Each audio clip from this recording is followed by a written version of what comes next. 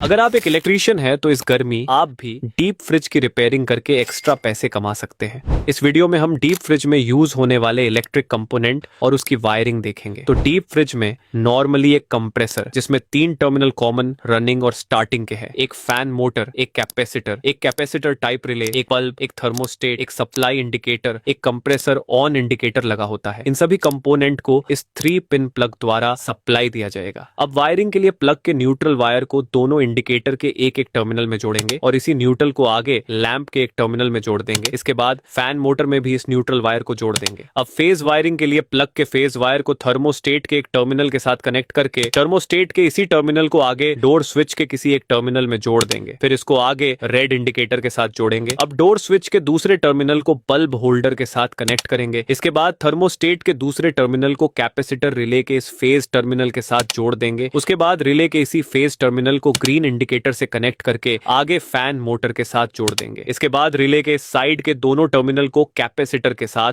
जोड़ देंगे।